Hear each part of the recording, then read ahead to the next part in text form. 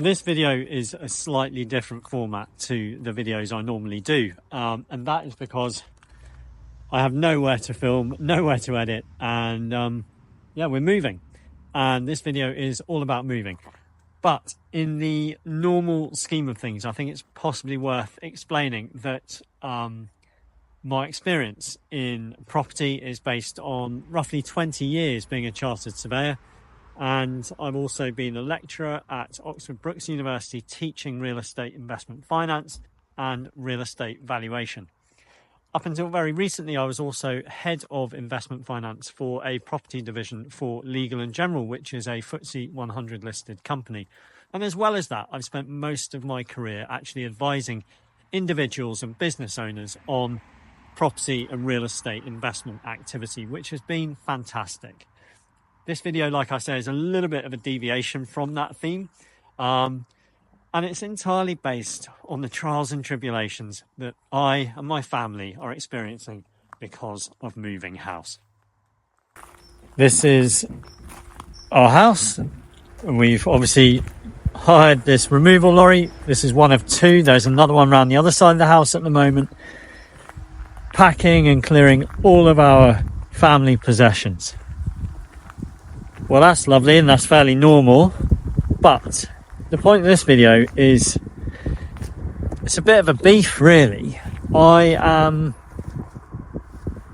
at a point where I just think enough's enough, because our housing purchase and disposal system is totally broken here in the UK.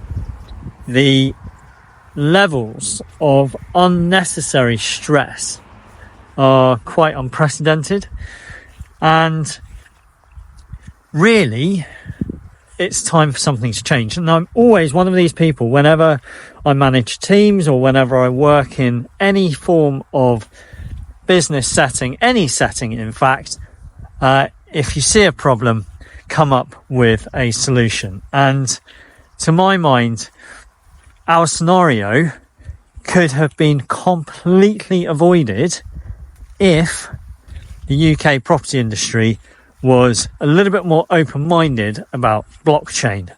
And immediately I can see that there will be people switching off this video and moving forward, saying, well, no, that'll never work. It sounds like cryptocurrency and that stuff's all a bit wacky and crazy. But please do bear me out. First of all, our situation. So what's happened with us is that we have a country property which is pretty, very pretty, but is essentially a 2 up, 2 down type building. And as any father with teenage daughters will know, a small property is a little bit like a try before you buy arrangement with Hades 40 years early. So, like a lot of families that grow, we need to find a bigger house. And we found that bigger house, and we love that bigger house, and we know that the people that are in it are quite happy to sell it to us, and the price that we've agreed to pay for it has been agreed. But we won't be moving in today, tomorrow, this week even. And the reason for that is that the people we're buying the house from, well, they've fallen in love with a house, which is normal. And so we have what's called a chain that's been created. And unfortunately, at the top of this chain, someone did not declare a dispute with their neighbour. And that neighbour needs to sign off a specific document to allow that property at the top of the chain to be sold. So, of course, that neighbour now wields a bit of power, and for reasons that are quite understandable, has become a bit bloody minded. So we've got a problem. And how does blockchain solve that problem? Well, first and foremost, we probably wouldn't have had to move out today if it wasn't for blockchain and the use of smart contracts. And I'm just going to get into the details as clearly as I can, as simply as I can. Blockchain is essentially a transparent but very, very secure spider's web of information. So anyone buying our house, our property, could have seen all of the information they needed to see immediately, because it would be stored electronically and made available to them at specific gate-kept points in the property transaction. And so that would mean that if there were any problems, they could be seen instantly and addressed instantly. If there was any lacking information, it could be seen instantly and resolved instantly by requesting that information be put in place or put on record. Okay, well, that's all lovely. That's pretty much what we've got going on now, though, isn't it? We have conveyancing type solicitors that review files and they pick out bits of information and they use their experience and their training to identify problems like restrictive covenants and overage agreements and that sort of thing. But there lies a problem, because actually if you have a conveyancing solicitor with a stack of files on the left hand side of their desk at the beginning of the week, the one at the bottom might be the priority, but it may not be seen until last. Whereas actually if you have smart contracts in place in a blockchain or an open distributed ledger type format, actually a lot of the work of those conveyancers can be done automatically. So we could have gas safety records or electrical safety records or gas boiler servicing records or solar panel servicing records, all of it captured on a routine basis on a blockchain. And so there would not be nearly as much delay waiting for bits of information to be provided at the point of sale, because actually your property simply could not be sold unless all of that information pack was in place on the blockchain system. And so you'd actually have to ready your administration, your information very, very early if you were thinking about selling your property. And the other advantage here is that we would end up with true pricing, because if you have onerous restrictive covenants on your property, they would be recorded on the blockchain. The estate agent, if you appoint an estate agent who's going to value your house and sell it for you, could actually review that information and then make adjustments to the price of your property accordingly, instantly. So actually we get a bit of a price correction as well in the UK. Now look, let's be honest, I don't think a price correction is actually going to be a major driver for the use of blockchain.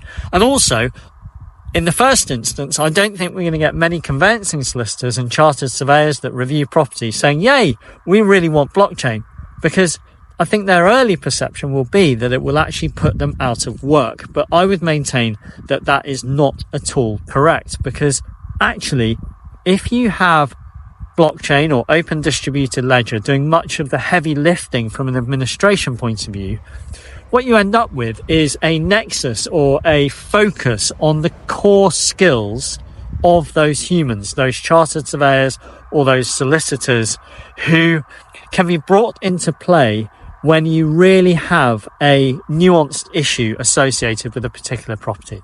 And more than that, blockchain should allow them more time to focus on that issue and work together with others on it to resolve it, and also allow them to address that issue at an earlier point in the transaction cycle. So in our particular instance, we've got a property that has a planning consent on it. That could have been on the blockchain, and all the information about it could have been on the blockchain and made available. Our buyers are cash buyers, and they want to make the most of the planning consent before the next bird nesting season. So it's November now, 2024. Next bird nesting season will start around about March. So quite understandably, they want to get in here and they want to get going. We didn't want to lose our cash buyers, so we made the decision to break the chain. A conscious decision, and my wife and I are adults. Yes, we've got responsibilities for our children, but we just thought, well, actually, a bird in the hand is worth two in the bush, and we need to get on and sell our property. We were unaware at that stage that there was this restrictive covenant issue being argued about two properties above us. And so we're now completely stymied. Stymied insofar as we're going to have to move into temporary accommodation.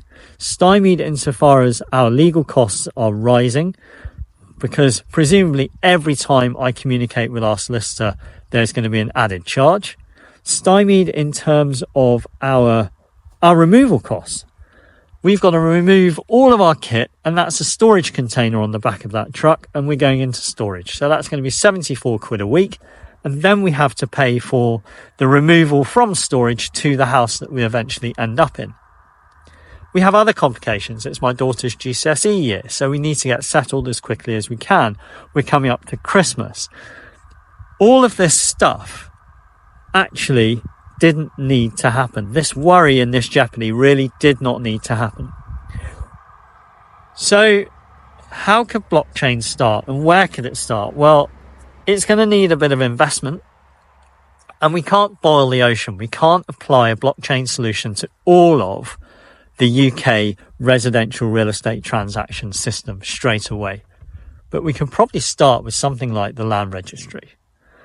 And we could also probably start with electrification of domestic records. So if you have your boiler serviced, or your solar panel serviced, or your air source heat pump serviced on a regular basis, there could easily be an app where you scan the outcome of that, and it immediately adds to your blockchain record for your property. It's simple on the face of it. I'm absolutely convinced that it's a bit of a big deal to implement. But I do believe that we need to be way more open-minded about adopting new tech in the real estate sector. And I think this is a classic case in point for the adoption of blockchain, distributed ledger, call it what you will, and smart contracts to enable a far, far smoother residential sales and purchase mechanism. There we go, rant over. I'm going to get back to commercial property. That's where my real strengths lie, and it's way, way, way less frustrating than dealing with this mess. Thanks for watching.